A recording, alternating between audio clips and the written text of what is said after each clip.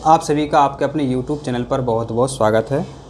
तो प्रिय छात्रों, हम आज से सभी विषयों, सभी कक्षाओं, विशेषकर कक्षा 11 और 12 के प्रत्येक विषय के 10-10 वीडियो लेकर के आने वाले हैं। तो इन वीडियो से क्या होगा समझो। तो आप सभी जानते हैं परीक्षा का पैटर्न बदल गया है। कैसा बदल गया है? अब परीक्षा में आपको 40 नंबर के ओटी टाइप के प्रश्न देखने को मिलेंगे। माना 40 नंबर आपके ओटी टाइप प्रश्न के मिल जाएंगे अगर आपके सही होती हैं तो। लेकिन आप सोचते हैं कि क्या करना है इन्हें याद करके ओटी टाइप के प्रश्नों को, ये तो बहुत सरल होते हैं। तो ये आपकी गलतफहमी है। आपके बड़े भाई, आपके कई छोटे भाई, अड़ोस पड़ोस के मित्र आपने देखे होंगे कि 12 पास करके उन्होंने 10 साल से एग्ज़ाम दे रहे हैं, 15 साल से एग्ज़ाम दे रहे हैं और उनकी नौकरी नहीं लग रही है। तो ये आपकी गलतफहमी है कि ओटी टाइप के प्रश्न जल्दी से बड़ी सरलता से याद हो जाते हैं। जितनी बड़ी परीक्षाएं होती हैं सभी में ओटी टाइप के प्रश्न आते हैं। तो उसका कारण है कि अगर आपको ओटी टाइप के प्रश्नों को सही करना है तो आपको किताब की एक एक लाइन याद होनी चाहिए। तो हम आपको सिर्फ 10 वीडियो में, और एक वीडियो हो सकता है कि 10 मिनट का या 15 मिनट का, अधिकतम 15 मिनट का होगा।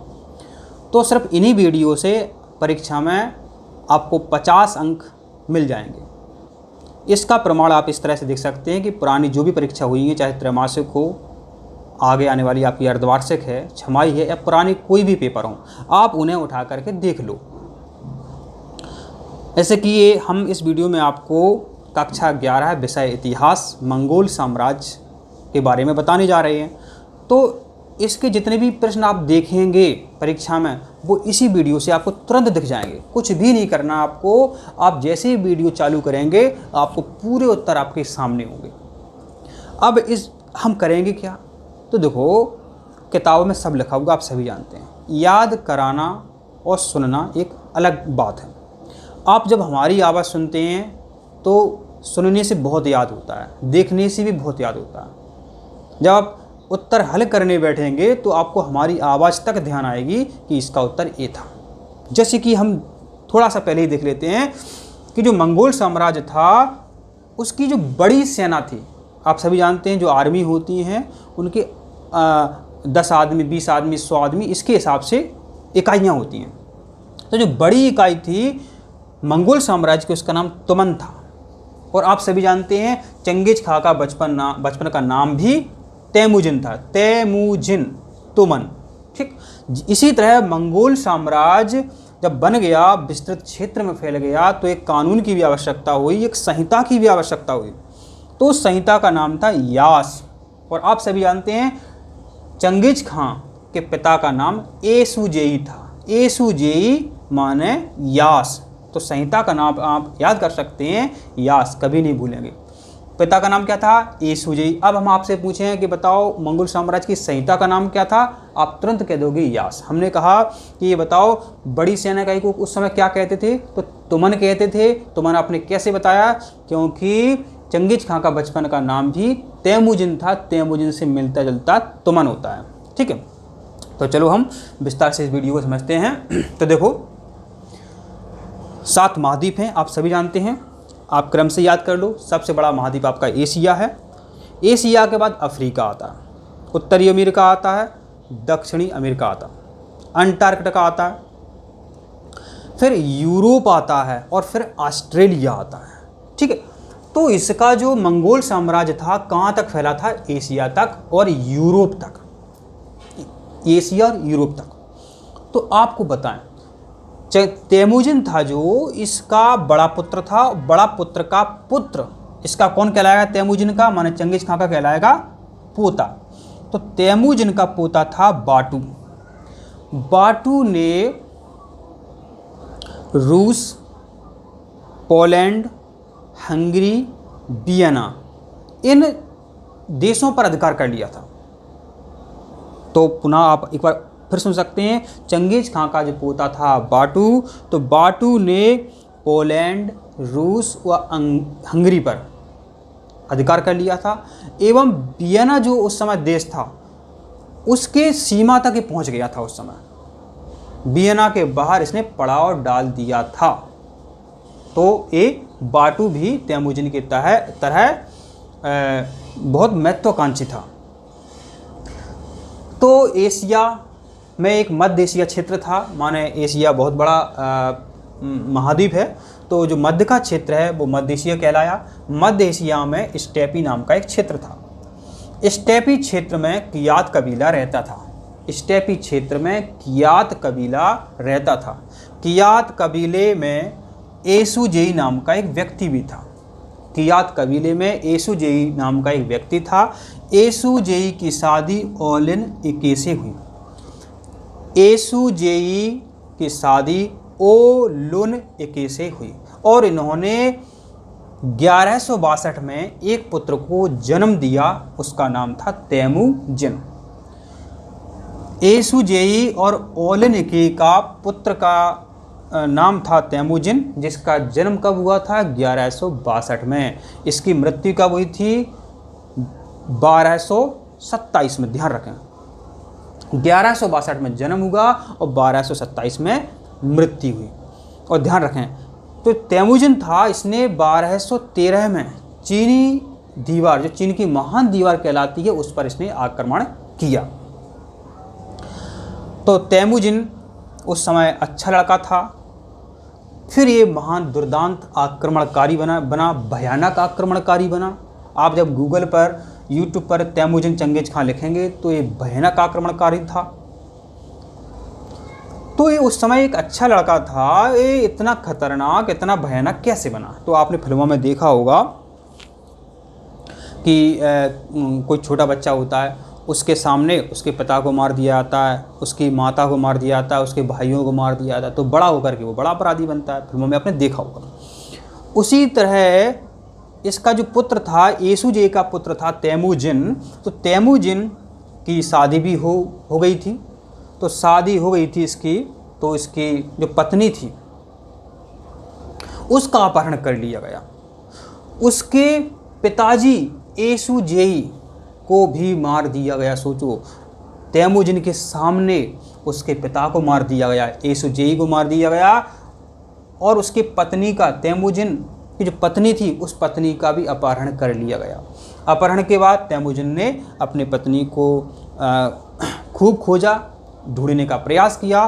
ढूंढते ढूंढते इसकी मित्रता हुई एक बोघू रचु नाम के व्यक्ति से। एक बोघू रचु नाम के व्यक्ति से इसकी मित्रता हुई।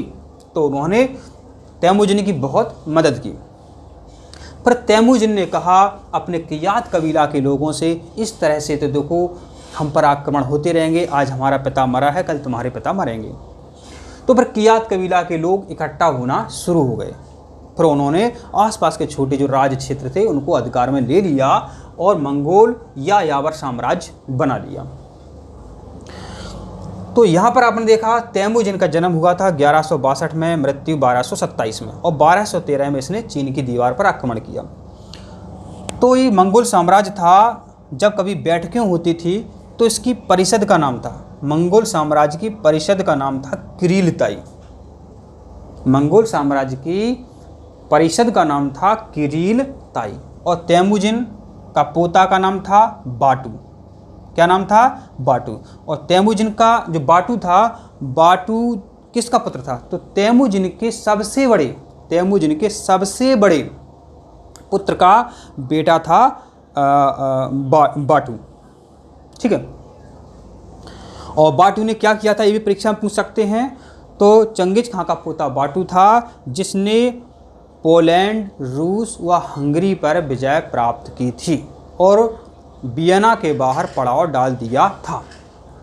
अब हम सेना की बात कर लेते हैं। तो इतना बड़ा साम्राज्य था तो सेना की भी आवश्यकता थी। तो सेना की कई इकाइयाँ थीं, बड़ी इकाई, उससे छोटी इकाई, उससे छोटी इकाई, इस तरह बहुत इकाइयाँ थीं। तो जो बड़ी सेना की इकाई थी उसको नाम तुमन दिया गया। तो पूछा जाता परीक्षा में तुमन कैसे याद करेंगे? तो देखो, जो तैमूजिन था, यह समझो, जब साम्राज्य बन गया, इसमें मतलब तैमूजिन था, इसने बहुत मेहनत की। तैमूजिन ने, इसका बहुत रोल था मंगोल साम्राज्य को बनाने में। तो तैमूजिन तैमूजिन को फिर चंगेज खां की उपाधि दी गई। तैमूजिन को चंगेज खां की उपाधि मिल गई थी जब मंगोल साम्राज्य की स्थापना हो गई थी। तो उस मंगोल साम्राज्य में सेना की कई इकाइयाँ थीं। तो बड़ी इकाई को कहा गया तुमन, तैमूजिन। तो इससे मिलता जुलता शब्द तो आप याद रख सकते हैं, बड़ी सेना इकाई को तुमन कहते हैं। कैसे याद रख सकते हो? क्योंकि चंगेज खां के बचपन का नाम भी तो तैमूजिन था, तैमूजिन तुमन। अब मंगोल साम्राज्य की जो संहिता थी, नियम कानून कायदे कानून की पुस्तक थी, उसका नाम था यास।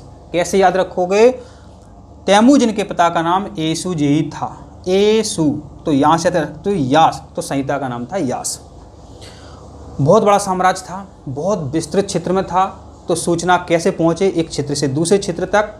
तो हर कार्य, जो भी कार्य होता था, हर कार्य के लिए कोई प्रस्ताव पास होता होगा। तो सूचना पहुँचे तो कैसे पहुँचे? तो उसके लिए पद्धति का नाम था हरकारा पद्धति। तो हर कार्य करने के लिए सूचना पहुंचाई जाती थी हरकारा पद्धति से। तो सूचना पद्धति का नाम था हरकारा पद्धति। साम्राज्य बहुत विस्तृत हो गया था। तो व्यापार तो आप सभी जानते हैं, अभी दिख रहे हूँ, सभी व्यापारी सोचते हैं कि हमारे व्यापार में लाभ हो।